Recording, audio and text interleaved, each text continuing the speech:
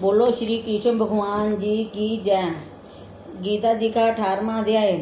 अर्जुन ने पूछा, हे महाबाहो, हे ऋषिकेश, हे मधुसूदन, मैं संन्यास ਅਤੇ ਤਿਆਗ ਦਾ ਤੱਤ ਅਲੱਗ-ਅਲੱਗ ਸਮਝਣ ਦੀ ਇੱਛਾ ਕਰਦਾ ਹਾਂ। ਸ਼੍ਰੀ ਭਗਵਾਨ ਨੇ ਕਿਹਾ, ਕਾਮਨਾ ਵਾਲੇ ਕਰਮਾਂ ਦੇ ਤਿਆਗ ਗਿਆਨੀ ਲੋਕ ਸੰਨਿਆਸ ਮੰਨਦੇ ਹਨ ਅਤੇ ਗਿਆਨੀ ਪੁਰਸ਼ ਫਲਾਂ ਦੇ ਤਿਆਗ ਨੂੰ ਤਿਆਗ ਕਹਿੰਦੇ ਹਨ। ਕੋਈ ਪੰਡਿਤ ਕਰਮ ਨੂੰ ਦੋ ਯੁਗਤ ਸਮਝ ਕੇ ਉਸ ਨੂੰ ਛੱਡਣਾ ਠੀਕ ਮੰਨਦੇ ਹਨ। ਕੁਝ ਲੋਕ ਜਗ ਦਾਨ ਅਤੇ ਤਾਪ ਆਦਿ ਕਾਰਜਾਂ ਦੇ ਨਾ ਛੱਡਣ ਨੂੰ ਯੋਗ ਕਹਿੰਦੇ ਹਨ। ਹੇ ਭਾਰਤ ਸ਼੍ਰੇਸ਼ਟ, ਤਿਆਗ ਦੇ ਵਿਸ਼ੇ ਵਿੱਚ ਜਿਹੜਾ ਸਾਡਾ ਨਿਸ਼ਚੈ ਹੈ ਉਹ ਸੁਣੋ। ਹੇ ਪੁਰਖ ਸਿੰਘ, ਤਿਆਗ ਤਿੰਨ ਤਰ੍ਹਾਂ ਦਾ ਹੈ ਅਤੇ ਜਗ ਤਿੰਨ ਤਰ੍ਹਾਂ ਦਾ ਹੈ। ਜਗ ਦਾਨ ਅਤੇ ਤਪ ਆਦਿ ਕਾਰਜ ਨਹੀਂ ਛੱਡਣੇ ਚਾਹੀਦੇ। ਉਹ ਜ਼ਰੂਰੀ ਕਰਨ ਯੋਗ ਹਨ, ਕਿਉਂਕਿ ਇਹ ਤਿੰਨਾਂ ਗਿਆਨੀਆਂ ਨੂੰ ਵੀ ਪਵਿੱਤਰ ਕਰਦੇ ਹਨ। ਇਹ ਸਾਰੇ ਕਰਮ ਲਗਨ ਅਤੇ ਫਲ ਦੀ ਇੱਛਾ ਨੂੰ ਛੱਡ ਕੇ ਕਰਨੇ ਚਾਹੀਦੇ ਹਨ। ਮੇਰਾ ਠੋਸ ਮਤ ਇਹ ਹੈ, ਜਿਹੜਾ ਸਭ ਤੋਂ ਉੱਤਮ ਹੈ। ਆਪਣੇ ਨਿਯਮਿਤ ਕਰਮਾਂ ਦਾ ਤਿਆਗ ਠੀਕ ਨਹੀਂ। ਜੇਕਰ ਮੋਹ ਵਸ਼ ਇਹੋ ਜਿਹਾ ਕੀਤਾ ਜਾਵੇ ਤਾਂ ਉਹ ਤਾਮਸ ਤਿਆਗ ਹੈ, ਕਰਮ ਦੁਖਦਾਈ ਹੈ। ਇਹ ਵਿਚਾਰ ਕਰਕੇ ਅਤੇ ਸਰੀਰ ਦੇ ਕਲੇਸ਼ ਦੇ ਡਰ ਨਾਲ ਜਿਹੜਾ ਤਿਆਗ ਕਰਦਾ ਹੈ ਉਸ ਨੂੰ ਤਿਆਗ ਦਾ ਫਲ ਨਹੀਂ ਮਿਲਦਾ। ਇਹ ਰਾਜਸ ਤਿਆਗ ਕਹਾਉਂਦਾ ਹੈ। ਹੇ ਅਰਜੁਨ, ਆਪਣਾ ਕਰਮ ਜ਼ਰੂਰ ਕਰਨ ਯੋਗ ਹੈ। ਫਲ ਅਤੇ ਅਲਗਾਉ ਨੂੰ ਛੱਡ ਕੇ ਜਿਹੜਾ ਕਰਮ ਕੀਤਾ ਜਾਂਦਾ ਹੈ ਉਹ ਸਾਤਵਿਕ ਕਰਮ ਹੈ। ਜਿਹੜਾ ਸੁਖ ਦੁਖਦਾਈ ਕਰਮ ਨਾਲ ਹਿਰਖਾ ਨਹੀਂ ਕਰਦਾ ਅਤੇ ਸੁਖਦਾਈ ਕਰਮ ਨਾਲ ਪ੍ਰੇਮ ਪਿਆਰ ਨਹੀਂ ਕਰਦਾ, ਉਹ ਤਿਆਗੀ ਸਚਾਈ ਅਤੇ ਚੱਲਣ ਵਾਲਾ ਬੁੱਧੀਮਾਨ ਮੁਕਤੀ ਦੇ ਯੋਗ ਹੈ। ਦੇਹਧਾਰੀ ਸਾਰੇ ਕਰਮਾਂ ਦਾ ਤਿਆਗ ਨਹੀਂ ਕਰ ਸਕਦਾ। ਕਰਮ ਫਲ ਛੱਡ ਕੇ ਕਰਮ ਕਰਨ ਵਾਲਾ ਤਿਆਗੀ ਹੈ। ਅਤੇ ਕਰਮ ਫਲ ਤਿੰਨ ਤਰ੍ਹਾਂ ਦੇ ਹੁੰਦੇ ਹਨ, ਅਨਿਸ਼ਟ, ਇਸ਼ਟ ਅਤੇ ਮਿਸ਼ਰ। ਜਿਹੜੇ ਤਿਆਗ ਨਹੀਂ ਕਰਦੇ ਉਹਨਾਂ ਨੂੰ ਇਹ ਮਰਨ ਤੋਂ ਬਾਅਦ ਮਿਲਦੇ ਹਨ। ਤਿਆਗੀਆਂ ਨੂੰ ਕਦੀ ਵੀ ਨਹੀਂ ਮਿਲਦੇ। ਹੇ ਮਹਾਬਾਹੋ, ਸਾਰੇ ਕਰਮਾਂ ਦੀ ਸਿੱਧੀ ਵਾਸਤੇ 5 ਕਾਰਨ ਸਾਂਖਿਆ ਸਿਧਾਂਤ ਵਿੱਚ ਕਹੇ ਗਏ ਹਨ। ਉਹਨਾਂ ਨੂੰ ਸਮਝੋ। ਸਰੀਰ ਕਰਤਾ, ਆਤਮਾ, ਸਾਧਨ ਇੰਦਰੀਆਂ, ਅਲੱਗ-ਅਲੱਗ ਚੇਸ਼ਟਾ ਅਤੇ ਦੇਵ ਸਰੀਰ, ਵਾਣੀ ਅਤੇ ਮਨ ਤੋਂ ਚੰਗਾ ਜਾਂ ਬੁਰਾ ਜਿਹੜਾ ਕੰਮ ਸ਼ੁਰੂ ਕੀਤਾ ਜਾਂਦਾ ਹੈ ਉਸ ਦੇ 5 ਕਾਰਨ ਹਨ। ਇਸ ਤਰ੍ਹਾਂ ਹੋਣ 'ਤੇ ਵੀ ਜੋ ਕੇਵਲ ਆਤਮਾ ਨੂੰ ਹੀ ਕਰਤਾ ਮੰਨਦਾ ਹੈ ਉਹ ਕੁਦਰਤੀ ਕੁਝ ਨਹੀਂ ਸਮਝਦਾ। ਜਿਸ ਨੂੰ ਇਹ ਹੰਕਾਰ ਨਹੀਂ ਹੈ ਕਿ ਮੈਂ ਕਰਤਾ ਹਾਂ ਅਤੇ ਜਿਸ ਦੀ ਬੁੱਧੀ ਕਰਮਾਂ ਨਾਲ ਲਿਪਤ ਨਹੀਂ ਹੈ, ਉਹ ਮਨੁੱਖ ਪ੍ਰਾਣੀਆਂ ਨੂੰ ਮਾਰ ਕੇ ਵੀ ਉਹਨਾਂ ਨੂੰ ਨਹੀਂ ਮਾਰਦਾ ਅਤੇ ਉਹਨਾਂ ਵਿੱਚ ਨਹੀਂ ਵੱਜਦਾ। ਗਿਆਨ, ਗਿਆਨੀ ਅਤੇ ਗਿਆਨਤਾ ਇਹ ਤਿੰਨੋਂ ਹੀ ਕਰਮਾਂ ਦੇ ਪ੍ਰੇਰਕ ਹਨ। ਕਾਰਨ, ਕਰਮ ਅਤੇ ਕਰਤਾ ਇਹ ਤਿੰਨੋਂ ਕਰਮ ਦੇ ਸਾਧਨ ਹਨ। ਸਾਂਖਿਆ ਸ਼ਾਸਤਰ ਵਿੱਚ ਗਿਆਨ, ਕਰਮ ਅਤੇ ਕਰਤਾ ਇਹ ਸਤਵਾਦੀ ਗੁਣਾਂ ਦੇ ਭੇਦ 3 ਤਰ੍ਹਾਂ ਦੇ ਹੁੰਦੇ ਹਨ। ਇਹਨਾਂ ਨੂੰ ਵੀ ਸੁਣੋ। ਜਿਹੜੇ ਸਾਰੇ ਅਲੱਗ-ਅਲੱਗ ਪ੍ਰਾਣੀਆਂ ਵਿੱਚ ਅਵਿਨਾਸ਼ੀ, ਵੰਡਿਆ ਨਾ ਜਾ ਸਕਣ ਵਾਲਾ ਸਤਾ ਨੂੰ ਵੇਖਦਾ ਹੈ ਅਤੇ ਗਿਆਨ ਸਾਤਵਿਕ ਕਹਾਉਂਦਾ ਹੈ। ਜਿਹੜੇ ਗਿਆਨ ਨਾਲ ਪ੍ਰਾਣੀਆਂ ਵਿੱਚ ਵੱਖ-ਵੱਖ ਤਰ੍ਹਾਂ ਦੀਆਂ ਸਤਾ ਦਿਖਾਈ ਦਿੰਦੀਆਂ ਹਨ ਉਸ ਨੂੰ ਰਾਸ ਗਿਆਨ ਸਮਝੋ। ਅਜਿਹਾ ਗਿਆਨ ਜਿਸ ਦੇ ਬਿਨਾਂ ਕਾਰਨ ਅਤੇ ਤੱਤ ਦੇ ਅਰਥ ਨੂੰ ਸਮਝੇ, ਇੱਕੋ ਹੀ ਕਾਰਜ ਵਿੱਚ ਲੱਗਾ ਰਹੇ, ਉਹ ਅਲਪ ਅਤੇ ਤਾਮਸ ਹੈ। ਫਲ ਦੀ ਇੱਛਾ ਨਾ ਕਰਕੇ ਜੋ ਨਿਯਤ ਕਰਨ ਸੰਗ ਅਤੇ ਰਾਗ ਦਵੇਸ਼ ਨੂੰ ਤਿਆਗ ਦੇ ਕੀਤਾ ਜਾਂਦਾ ਹੈ ਉਹ ਸਾਤਵਿਕ ਹੈ।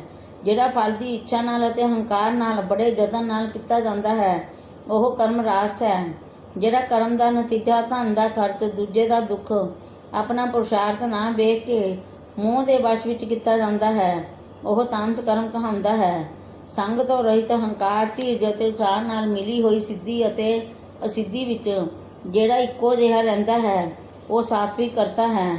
ਬਿਮਾਰੀ ਨਾਲ ਯੁਕਤ, ਕੰਮ ਦੇ ਫਲ ਦਾ ਇੱਛੁਕ, ਲੋਭੀ, ਹਿੰਸਕ, ਅਪਵਿੱਤਰ, ਸੁਖ ਅਤੇ ਦੁੱਖ ਨਾਲ ਯੁਕਤ ਰਾਸ ਕਰਤਾ ਕਹਾਉਂਦਾ ਹੈ। ਚੰਚਲ ਮਨ ਵਾਲਾ, ਨੀਚ, ਮੂਰਖ, ਦੂਜਿਆਂ ਦੀ ਬੁਰਾਈ ਕਰਨ ਵਾਲਾ, ਆਲਸੀ, ਝਗੜਾਲੂ ਅਤੇ ਕੰਮ ਨੂੰ ਲਟਕਾਉਣ ਵਾਲਾ ਤਾਮਸ ਕਰਤਾ ਕਹਾਉਂਦਾ ਹੈ। ਹੇ ਅਰਜੁਨ, ਗੁਣਾਂ ਦੀ ਤਰ੍ਹਾਂ ਬੁੱਧੀ ਅਤੇ ਧੀਰਜ ਦੇ ਵੀ 3 ਭੇਦ ਹਨ। ਉਹਨਾਂ ਨੂੰ ਵਿਸਥਾਰ ਵਿੱਚ ਕਹਿੰਦਾ ਹਾਂ, ਸੁਣੋ। ਜਿਹੜਾ ਬੁੱਧੀ, ਪ੍ਰਵਿਰਤੀ, ਕਾਰਜ ਅਤੇ ਅਕਾਰਜ, ਡਰ, ਨਿਡਰ, ਬੰਧਨ ਅਤੇ ਮੁਕਤੀ ਨੂੰ ਜਾਣਦਾ ਹੈ ਉਹ ਸਾਤਵਿਕੀ ਹੈ। ਹੇ ਪਾਰਥ, ਜਿਸ ਨਾਲ ਧਰਮ ਅਤੇ ਅਧਰਮ, ਕਰਤੱਵ ਅਤੇ ਅਕਰਤੱਵ ਠੀਕ ਨਿਸ਼ਚਾ ਨਹੀਂ ਹੁੰਦਾ ਉਹ ਰਾਜਸੀ ਬੁੱਧੀ ਹੈ। ਹੇ ਪਾਰਥ, ਜਿਸ ਗਿਆਨ ਨਾਲ ਬੁੱਧੀ ਢਕੀ ਹੋਈ ਹੋਣ ਕਰਕੇ ਮਨੁੱਖ ਧਰਮ ਨੂੰ ਧਰਮ ਮੰਨਦਾ ਹੈ ਉਹ ਤਾਮਸੀ ਹੈ। ਹੇ ਪਾਰਥ, ਕਾਗਰ ਚਿੱਤ ਹੋਣ ਨਾਲ ਇੱਧਰ ਉੱਧਰ ਨਾ ਡਿੱਗਣ ਵਾਲੀ, ਜਿਸ ਧਰਤੀ ਦੇ ਨਾਲ ਮਨ, ਪ੍ਰਾਣ ਅਤੇ ਇੰਦਰੀਆਂ ਦੀ ਕਿਰਿਆ ਠੀਕ ਚੱਲਦੀ ਹੈ ਉਹ ਸਾਤਵਿਕ ਹੈ। हे ਪਾਰਥ, ਜੋ ਪ੍ਰਸੰਗ ਦੇ ਫਲ ਦੀ ਇੱਛਾ ਕਰਦਾ ਹੈ, ਜਿਹੜਾ ਧਰਮ ਕਾਰਜ ਅਤੇ ਅਰਥ ਨੂੰ ਧਾਰਨ ਕਰਦਾ ਹੈ, ਉਸ ਦੀ ਧਰਤੀ ਰਾਸੀ ਹੈ। ਅਤੇ ਹੇ ਪਾਰਥ, ਜਿਸ ਧਰਤੀ ਨਾਲ ਮੂਰਖ ਲੋਕ ਨੀਂਦ, ਡਰ, ਦੁੱਖ, ਵਿਸ਼ਾਦ ਅਤੇ ਨਸ਼ੇ ਨੂੰ ਨਹੀਂ ਛੱਡਦੇ, ਉਹ ਹੀ ਤਾਮਸੀ ਧਰਤੀ ਹੈ। ਹੇ ਪਾਰਥ, 3 ਤਰ੍ਹਾਂ ਦੇ ਸੁੱਖਾਂ ਨੂੰ ਸੁਣੋ। ਜਿਸ ਦੇ ਵਿੱਚ ਅਭਿਆਸ ਨਾਲ ਮਨ ਲੱਗਦਾ ਹੈ, ਦੁੱਖ ਦਾ ਅੰਤ ਹੁੰਦਾ ਹੈ, ਉਹ ਹੀ ਸੁੱਖ ਸਾਤਵਿਕ ਹੈ, ਜਿਹੜਾ ਸ਼ੁਰੂ ਵਿੱਚ ਜ਼ਹਿਰ ਦੇ ਸਮਾਨ ਅਤੇ ਆਖਰ ਵਿੱਚ ਅੰਮ੍ਰਿਤ ਵਰਗਾ ਹੁੰਦਾ ਹੈ। ਜਿਹੜਾ ਸੁੱਖ ਸ਼ੁਰੂ ਵਿੱਚ ਅੰਮ੍ਰਿਤ ਵਰਗਾ ਅਤੇ ਅੰਤ ਵਿੱਚ ਜ਼ਹਿਰ ਵਰਗਾ ਵਿਸ਼ੇ ਅਤੇ ਇੰਦਰੀਆਂ ਦੇ ਮਿਲਣ ਨਾਲ ਹੁੰਦਾ ਹੈ, ਉਸ ਨੂੰ ਰਾਸ ਕਹਿੰਦੇ ਹਨ। ਜਿਹੜਾ ਸੁੱਖ ਸ਼ੁਰੂ ਅਤੇ ਅੰਤ ਦੋਹਾਂ ਵਿੱਚ ਮਨੁੱਖ ਨੂੰ ਮੋਹ ਵਿੱਚ ਵਸਾਉਂਦਾ ਹੈ, ਜਿਹੜਾ ਨੀਂਦ, ਆਲਸ ਅਤੇ ਪ੍ਰਮਾਦ ਤੋਂ ਪੈਦਾ ਹੁੰਦਾ ਹੈ, ਉਹ ਹੀ ਤਾਮਸ ਹੈ। ਕੁਦਰਤ ਦੇ ਇਹਨਾਂ 3 ਗੁਣਾਂ ਤੋਂ ਅਲੱਗ ਕੋਈ ਚੀਜ਼ ਧਰਤੀ, ਆਕਾਸ਼, ਪਤਾਲ ਅਤੇ ਦੇਵਲੋਕ ਵਿੱਚ ਨਹੀਂ ਹੈ। ਹੇ ਪ੍ਰੰਤਪ, ਬ੍ਰਾਹਮਣ, ਖੱਤਰੀ, ਵੈਸ਼ਯ ਅਤੇ ਸ਼ੂਦਰਾਂ ਦੇ ਕਾਰਜ ਸੁਭਾਵਿਕ ਗੁਣਾਂ ਨਾਲ ਵੰਡੇ ਹੋਏ ਹਨ। ਸਮ, ਦਮ, ਤਪ, ਪਵਿੱਤਰਤਾ, ਕੀਮਾ, ਨਿਮਰਤਾ, ਗਿਆਨ, ਅਨੁਭਵ ਅਤੇ ਪਰਲੋਕ ਵਿੱਚ ਸ਼ਰਧਾ, ਇਹ ਬ੍ਰਾਹਮਣਾਂ ਦੇ ਸੁਭਾਵਿਕ ਕਾਰਜ ਹਨ। ਬਹਾਦਰੀ, ਤੇਜਸਵੀਤਾ, ਧੀਰਜ, ਚਤੁਰਾਈ, ਯੁੱਧ ਵਿੱਚ ਸਥਿਰਤਾ, ਉਦਾਰਤਾ ਅਤੇ ਪ੍ਰਭਤਾ, ਇਹ ਖੱਤਰੀਆਂ ਦੇ ਸੁਭਾਵਿਕ ਕਾਰਜ ਹਨ। ਖੇਤੀ, ਗੋ ਰੱਖਿਆ ਅਤੇ ਵਪਾਰ ਵੈਸ਼ਯਾ ਦਾ ਸੁਭਾਵਿਕ ਕਾਰਜ ਹਨ। 3 ਵਰਨਾਂ ਦੀ ਸੇਵਾ ਸ਼ੂਦਰ ਦੇ ਸੁਭਾਵਿਕ ਕਾਰਜ ਹਨ। ਜਿਹੜੇ ਲੋਕ ਆਪਣੇ ਆਪਣੇ ਗੁਣਾਂ ਅਤੇ ਸੁਭਾਅ ਦੇ ਅਨੁਸਾਰ ਕੰਮ ਕਰਦੇ ਹਨ, ਉਹਨਾਂ ਨੂੰ ਸਿੱਧੀ ਪ੍ਰਾਪਤ ਹੁੰਦੀ ਹੈ। ਉਹ ਸੁਣੋ, ਜਿਸ ਦੇ ਨਾਲ ਸਾਰੇ ਪ੍ਰਾਣੀਆਂ ਦੀ ਪ੍ਰਵਿਰਤੀ ਹੁੰਦੀ ਹੈ ਅਤੇ ਸਾਰੇ ਜਗਤ ਦਾ ਵਿਸਤਾਰ ਕੀਤਾ ਹੈ। ਉਸ ਨੂੰ ਈਸ਼ਵਰ ਆਪਣੇ ਕਰਮਾਂ ਦੇ ਰਾਹੀਂ ਪੂਜਾ ਕਰਕੇ ਮਨੁੱਖ ਸਿੱਧੀ ਨੂੰ ਪ੍ਰਾਪਤ ਕਰਦਾ ਹੈ। ਦੂਜੇ ਦੇ ਉੱਤਮ ਧਰਮ ਤੋਂ ਆਪਣਾ ਹੀ ਧਰਮ ਸ੍ਰੇਸ਼ਟ ਹੈ। ਸੁਭਾਵਿਕ ਕਰਮ ਕਰਨ ਨਾਲ ਪਾਪ ਨਹੀਂ ਲੱਗਦਾ। 2 ਯੁਕਤ ਮੁਕਤ ਵੀ ਸੁਭਾਵਿਕ ਧਰਮ ਨੂੰ ਨਾ ਛੱਡੋ, ਕਿਉਂਕਿ ਧਰਮ ਤੋਂ ਅੱਗ ਦੀ ਤਰ੍ਹਾਂ ਦੋਸ਼ ਵਿੱਚ ਕਰਮ ਵਿਆਪਤ ਹੈ। ਚਾਰੇ ਪਾਸੇ ਲਗਾਓ ਨੂੰ ਛੱਡਣ ਵਾਲਾ, ਆਤਮਾ ਨੂੰ ਜਿੱਤਣ ਵਾਲਾ, ਇੱਛਾ ਰਹਿਤ ਮਨੁੱਖ ਸੰਨਿਆਸ ਦੇ ਰਾਹੀਂ ਸਾਰੇ ਕਰਮ ਨਿਵ੍ਰਿਤੀ ਰੂਪ ਪਰਮ ਸਿੱਧੀ ਨੂੰ ਪਾਉਂਦਾ ਹੈ। ਹੇ ਅਰਜੁਨ, ਇਸ ਤਰ੍ਹਾਂ ਦਾ ਮਨੁੱਖ ਸਿੱਧੀ ਨੂੰ ਪ੍ਰਾਪਤ ਕਰਦਾ ਹੈ, ਉਹ ਫਿਰ ਕਿਸ ਤਰ੍ਹਾਂ ਬ੍ਰਹਮ ਨੂੰ ਪ੍ਰਾਪਤ ਹੁੰਦਾ ਹੈ। ਇਸ ਲਈ ਮੇਰੇ ਤੋਂ ਸੁਣੋ। ਇਹ ਹੀ ਇਸ ਗਿਆਨ ਦੀ ਪ੍ਰਾਨਿਸ਼ਠਾ ਹੈ। ਸ਼ੁੱਧ ਬੁੱਧੀ ਨਾਲ ਨਿਸ਼ਠ ਹੋ ਕੇ ਮਨ ਨੂੰ ਵਸ਼ ਵਿੱਚ ਲਿਆ ਕੇ ਸ਼ਬਦ ਆਦਿ ਵਿਸ਼ਿਆਂ ਨੂੰ ਛੱਡ ਕੇ ਰਾਗ ਬੈਰ ਤੋਂ ਰਹਿਤ ਹੋ ਕੇ ਇਕਾਂਤ ਵਿੱਚ ਰਹਿਣ ਵਾਲਾ, ਮਿਤਾਹਾਰੀ ਬਾਣੀ ਅਤੇ ਮਨ ਨੂੰ ਜਿੱਤਣ ਵਾਲਾ, ਹਮੇਸ਼ਾ ਧਿਆਨ ਯੁਕਤ ਅਤੇ ਵਿਰਾਗਵਾਨ, ਹੰਕਾਰ, ਬਲ, ਅਭਿਮਾਨ, ਕਾਮ, ਕ੍ਰੋਧ ਅਤੇ ਪਰਿਗ੍ਰਹਿ ਨੂੰ ਛੱਡ ਕੇ ਮਮਤਾਹੀਨ ਅਤੇ ਸ਼ਾਂਤ ਮਨੁੱਖ ਬ੍ਰਹਮ ਭਾਵ ਦੇ ਯੋਗ ਹੁੰਦਾ ਹੈ। ਬ੍ਰਹਮ ਨੂੰ ਪ੍ਰਾਪਤ ਹੋਇਆ ਮਨੁੱਖ ਖੁਸ਼ ਹੋ ਕੇ ਦੁੱਖ ਅਤੇ ਇੱਛਾ ਦੇ ਨੂੰ ਨਹੀਂ ਕਰਦਾ ਅਤੇ ਜੀਵ ਮਾਤਰ ਵਿੱਚ ਸਮਦਰਸ਼ੀ ਹੋ ਕੇ ਮੇਰੇ ਵਿੱਚ ਭਗਤੀ ਪਾਉਂਦਾ ਹੈ। ਇਸ ਤਰ੍ਹਾਂ ਗਿਆਨੀ ਮੇਰੇ ਵਿੱਚ ਨਿਵਾਸ ਕਰਨ ਵਾਲਾ ਸਾਰੇ ਕਰਮਾਂ ਨੂੰ ਕਰਦਾ ਹੋਇਆ ਵੀ ਮੇਰੇ ਅਨੁਗ੍ਰਹਿ ਤੇ ਅਵਿਨਾਸ਼ੀ ਸਨਾਤਨ ਮੁਕਤੀ ਨੂੰ ਪ੍ਰਾਪਤ ਹੁੰਦਾ ਹੈ। ਇਸ ਭਗਤੀ ਦੇ ਰਾਹੀਂ ਗਿਆਨੀ ਪੁਰਸ਼ ਵਾਸਤਵ ਵਿੱਚ ਜਿਹਾ ਮੈਂ ਹਾਂ, ਉਹ ਜਿਹਾ ਹੀ ਠੀਕ ਸਮਝਦਾ ਹੈ। ਉਸ ਤੋਂ ਬਾਅਦ ਤੱਤ ਨਾਲ ਮੈਨੂੰ ਸਮਝ ਕੇ ਫਿਰ ਮੇਰੇ ਵਿੱਚ ਹੀ ਪ੍ਰਵੇਸ਼ ਕਰਦਾ ਹੈ। ਧਿਆਨ ਨਾਲ ਆਪਣਾ ਮਨ ਮੇਰੇ ਵਿੱਚ ਲਗਾ ਕੇ ਅਤੇ ਸਾਰੇ ਕਰਮਾਂ ਨੂੰ ਮੇਰੇ ਵਿੱਚ ਅਰਪਣ ਕਰਕੇ ਬੁੱਧੀ ਯੋਗ ਦਾ ਸਹਾਰਾ ਲੈ ਕੇ ਹਮੇਸ਼ਾ ਆਪਣੇ ਮਨ ਨੂੰ ਮੇਰੇ ਵਿੱਚ ਲਗਾ ਦਿਓ। ਮੇਰੇ ਵਿੱਚ ਮਨ ਲਗਾ ਕੇ ਮੇਰੀ ਦਇਆ ਨਾਲ ਸਾਰੇ ਔਖੇ ਕਸ਼ਟਾਂ ਤੋਂ ਤਰ ਜਾਓਗੇ। ਜੇ ਘਮੰਡ ਨਾਲ ਮੇਰੀ ਗੱਲ ਸੁਣੋਗੇ ਤਾਂ ਨਸ਼ਟ ਹੋ ਜਾਓਗੇ। ਜੇ ਮਾਨ ਦਾ ਸਹਾਰਾ ਲੈ ਕੇ ਯੁੱਧ ਨਾ ਕਰਾਂਗਾ, ਇਸ ਤਰ੍ਹਾਂ ਮੰਨਦੇ ਹੋ ਤੇ ਤੁਹਾਡਾ ਇਹ ਨਿਸ਼ਚਾ ਝੂਠਾ ਹੈ, ਕਿਉਂਕਿ ਸੁਭਾਵ ਤੁਹਾਨੂੰ ਯੁੱਧ ਵਿੱਚ ਲਗਾਏਗਾ। ਹੇ ਕੁੰਤਏ, ਜਿਸ ਕਾਰਨ ਨੂੰ ਹੁਣ ਤੂੰ ਮੋਹ ਦੇ ਕਾਰਨ ਕਰਨਾ ਨਹੀਂ ਚਾਹੁੰਦਾ, ਉਹ ਹੀ ਆਪਣੇ ਸੁਭਾਵਿਕ ਕਾਰਜ ਨਾਲ ਬੰਨਿਆ ਹੋਇਆ ਵਿਵਸ਼ ਹੋ ਕੇ ਕਰੇਗਾ। ਹੇ ਅਰਜੁਨ, ਪ੍ਰਾਣੀਆਂ ਦੇ ਹਿਰਦੇ ਵਿੱਚ ਸਥਿਤ ਪ੍ਰਭੂ ਸਾਰਿਆਂ ਨੂੰ ਮਾਇਆ ਨਾਲ ਇਸ ਤਰ੍ਹਾਂ ਭਰਮਾ ਰਿਹਾ ਹੈ, ਜਿਵੇਂ ਕਿ ਸਾਰੇ ਜੰਤਰਾਂ ਉੱਤੇ ਚੜੇ ਹੋਣ। ਹੇ ਭਾਰਤ, ਸਾਰੇ ਭਾਵਾਂ ਤੋਂ ਉਸ ਦੀ ਦਇਆ ਨਾਲ ਪਰਮ ਸ਼ਾਂਤੀ ਅਤੇ ਮੁਕਤੀ ਨੂੰ ਪਾਉਂਗੇ। ਇਹ ਗੂੜ੍ਹ ਗਿਆਨ ਮੈਂ ਤੁਹਾਨੂੰ ਕਿਹਾ ਹੈ। ਇਸ ਨੂੰ ਚੰਗੀ ਤਰ੍ਹਾਂ ਸਮਝ ਕੇ ਜਿਹੋ ਜਿਹਾ ਚਾਹੋ ਉਸੇ ਤਰ੍ਹਾਂ ਕਰੋ। ਸਭ ਤੋਂ ਗੂੜ੍ਹ ਬਚਨਾਂ ਨੂੰ ਸੁਣੋ, ਕਿਉਂਕਿ ਤੂੰ ਮੇਰਾ ਪਰਮ ਮਿੱਤਰ ਹੈ।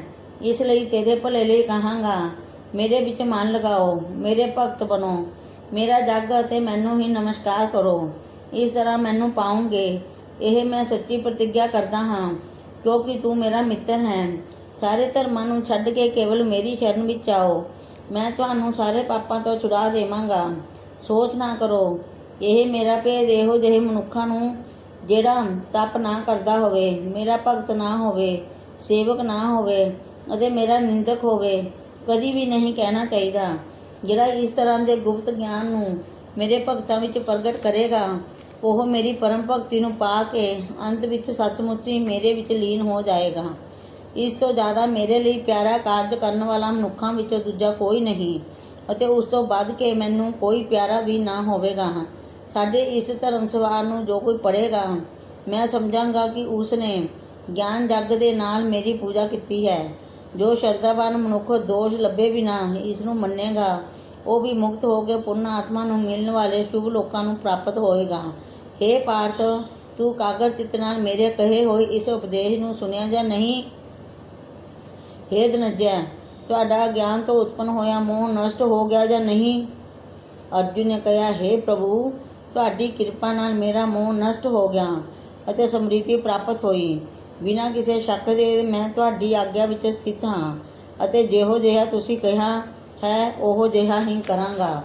ਸੰਜੇ ਕਹਿੰਦੇ ਹਨ, ਹੇ ਧ੍ਰਿਤਰਾਸ਼ਟਰ, ਮੈਂ ਮਹਾਤਮਾ ਵਾਸੁਦੇਵ ਅਤੇ ਅਰਜੁਨ ਦਾ ਇਹ ਰੋਮਾਂਚਿਤ ਕਰਨ ਵਾਲਾ ਅਦਭੁਤ ਸੰਵਾਦ ਸੁਣਾਇਆ। ਵਿਆਸ ਜੀ ਦੀ ਕਿਰਪਾ ਨਾਲ ਸਾਕਸ਼ਾਤ ਜਗੇਸ਼ਵਰ ਸ਼੍ਰੀ ਕ੍ਰਿਸ਼ਨ ਜੀ ਦੇ ਮੂੰਹ ਤੋਂ ਇਸ ਪਰਮ ਭੇਦ ਯੁਕਤ ਸੰਵਾਦ ਨੂੰ ਮੈਂ ਸੁਣਿਆ ਹੈ। ਹੇ ਅਰਜੁਨ, ਸ਼੍ਰੀ ਕ੍ਰਿਸ਼ਨ ਅਤੇ ਅਰਜੁਨ ਦੇ ਅਦਭੁਤ ਪੁੰਨਕਾਰਕ ਸੰਵਾਦ ਨੂੰ ਯਾਦ ਕਰਕੇ ਮੈਂ ਬਾਰ-ਬਾਰ ਖੁਸ਼ ਹੁੰਦਾ ਹਾਂ। ਸ਼੍ਰੀ ਕ੍ਰਿਸ਼ਨ ਭਗਵਾਨ ਜੀ ਦੇ ਉਸ ਅਦਭੁਤ ਰੂਪ ਨੂੰ ਯਾਦ ਕਰਕੇ ਮੈਨੂੰ ਬੜੀ ਹੈਰਾਨੀ ਹੁੰਦੀ ਹੈ। ਹੇ ਅਰਜੁਨ, ਮੈਂ ਬੜਾ ਖੁਸ਼ ਹੁੰਦਾ ਹਾਂ। ਮੇਰੀ ਇਹ ਧਾਰਨਾ ਹੈ ਕਿ ਜਿੱਥੇ ਜਗੇਸ਼ਵਰ ਸ਼੍ਰੀ ਕ੍ਰਿਸ਼ਨ ਜੀ ਹਨ ਅਤੇ ਜਿੱਥੇ ਅਰਜੁਨ, ਜਿੱਥੇ ਧਨੁਸ਼ਧਾਰੀ ਹਨ, ਉੱਥੇ ਰਾਜ, ਲక్ష్ਮੀ, ਵਿਜੈ, ਸੁਖ ਅਤੇ ਅਟਲ ਨੀਤੀ ਹੈ। 18ਵਾਂ ਗੀਤਾ ਜੀ का 18वां अध्याय समाप्त। बोलो श्री कृष्ण भगवान जी ਦੀ ਜੈ। 18ਵੇਂ ਅਧਿਆਏ ਦਾ ਮਹੱਤਮ। ਜਿਹੜੇ ਭੈਣ ਭਾਈ ਦੇਖ ਰਹੇ ਹਨ, ਉਹਨਾਂ ਨੂੰ ਚੰਗਾ ਲੱਗੇ ਤਾਂ ਭੈਣੋ ਭਰਾਵੋ ਲਾਈਕ ਕਰੋ ਅਤੇ ਸਬਸਕ੍ਰਾਈਬ ਜ਼ਰੂਰ ਕਰੋ। 18ਵਾਂ ਅਧਿਆਏ ਦਾ ਮਹੱਤਮ। ਸ਼੍ਰੀ ਨਾਰਾਇਣ ਜੀ ਨੇ ਕਿਹਾ, ਹੇ ਲక్ష్ਮੀ, 18ਵੇਂ ਅਧਿਆਏ ਦਾ ਮਹੱਤਮ ਸੁਣੋ। ਜਿਸ ਤਰ੍ਹਾਂ ਸਾਰੀਆਂ ਨਦੀਆਂ ਵਿੱਚ ਗੰਗਾ ਜੀ, ਗਊਆਂ ਅਤੇ ਕਮਲਾ, ਕਾਮਧੇਨੂ ਅਤੇ ਰਿਸ਼ੀਆਂ ਵਿੱਚ ਨਾਰਦ ਜੀ ਸ੍ਰੇਸ਼ਟ ਹਨ, ਉਸੇ ਤਰ੍ਹਾਂ ਸਾਰੇ ਅਧਿਆਇਆਂ ਵਿੱਚੋਂ ਗੀਤਾ ਜੀ ਦਾ 18ਵਾਂ ਅਧਿਆਇ ਸ੍ਰੇਸ਼ਟ ਹੈ। ਇਸ ਸਮੇਂ ਸਮੇਰੂ ਪਰਬਤ ਦੇ ਦੇਵਲੋਕ ਵਿੱਚ ਇੰਦਰ ਆਪਣੀ ਸਭਾ ਲਗਾ ਕੇ ਬੈਠੇ ਸਨ।